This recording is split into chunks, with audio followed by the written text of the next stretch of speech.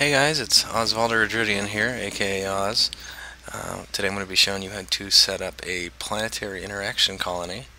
PI is a very good way to set up passive income. I like to set mine up to where I only check in on them once every 3 days, and I've consistently made enough to plex my account and then some. You can certainly do more than that, so you're not only checking on 3 days, you can do it once a day or even multiple times a day.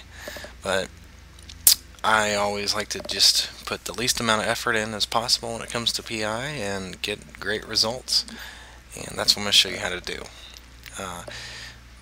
Every single commodity you can make with PI goes into making fuel for POSs, player-owned star bases. So it is needed.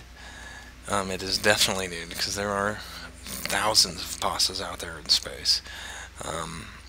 It's also nice for if you have your own POS or maybe an alliance POS or a corporation POS and you want to pitch in, you can do this for the powers that be and sell it directly to them. So I'm going to be showing you how to set it up. I'm going to be talking about ships needed, the ships to actually use, and actually talking about the skills even. So if you are brand new, you are a noob to PI.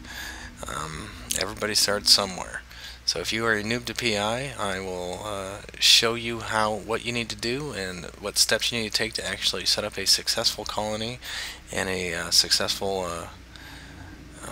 I guess you even colony network to make ISK and have lots of fun. I find it very enjoyable. I know some people think it's pretty boring, a lot of clicking involved, but I think it's a nice aspect they added to EVE. Something different. So we'll be talking about doing PI in nullsec. I've never done it in highsec personally. I have always read and heard that it's just not profitable at all. The 0-0 planets that produce more resources to actually extract. So, and I do believe lowsec is somewhere in between. I don't. So if you're looking for a high-sec guide, this isn't the place to look. It'll certainly show you how to set it up, but I don't know the different ins and outs of how to deal with such small yields, I guess, with high-sec. So without further ado, we're going to go ahead and get into the skills needed. There's actually 5 skills, I believe. Yes, 5 skills. I personally only have 4 skills, and you see here I don't have them at 5. I've never needed to take them to 5. I'll go ahead and explain which each one is. The command center upgrades here actually determines on how far you can upgrade your command center, which is like your hub, your capital, I guess, capital city of the colony. The higher you have the skill, the more you can upgrade the command center, and in turn the more extractors and factories you can have on your colony, which means more ISK, of course. I've only taken up to 4. I didn't want to train that 22 days. You certainly could go up to 5 if you wanted to. I've only heard good things about taking it to 5, but I don't do PI enough to actually warrant that 22-day train. I would say 4 really is the minimum for really making ISK. You could do it on 3, but you're not gonna. It's all about time spent versus ISK gain, and with level 3 you're really not going to be making that much. So you certainly can, don't get me wrong, just not going to be making as much as you could.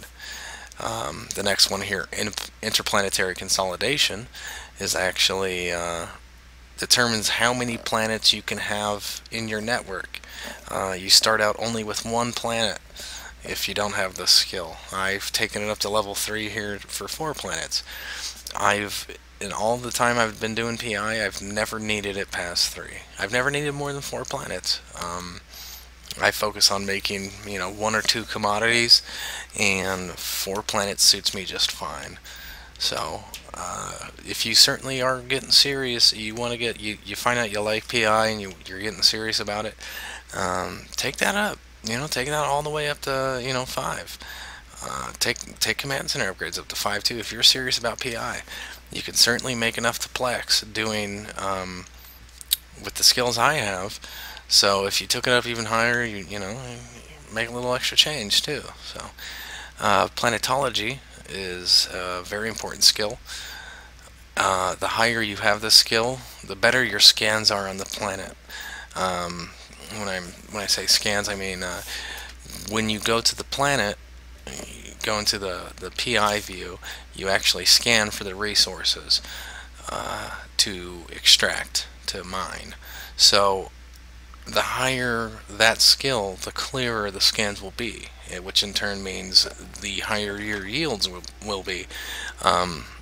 Once you get that to 5, there's also a skill called advanced planetology, which will refine the scans even better.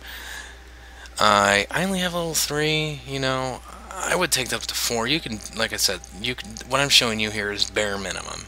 This is what for bare minimum. Even with my skill at level 3, I still have made enough to plex. So you can take it up to 4 or 5.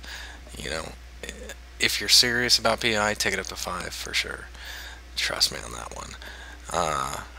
But for somebody that's just casually doing it, just to make a little extra change, level 3 is fine. Remote sensing is, this skill allows you to be hands off. Remote sensing, basically every level determines how far away you can be from your planets to actually manage them. Level 5, you can actually be 9 light years away. I have only ever needed 3 because I always set my planets up either systems right next door or in the same system.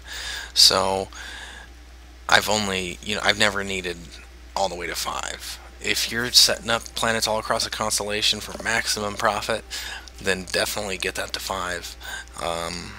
I've only ever needed 3.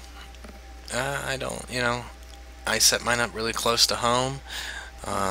You can even be, the beauty with this skill is you can be in a different system in station, docked up, or whatever, in a POS somewhere, and you can manage your PI. You don't have to be in the system. So it's a pretty good skill in that regard. That's basically it for skills. The skill books are really cheap. Really cheap. Go rat for about 10 minutes to get the ISK needed for it.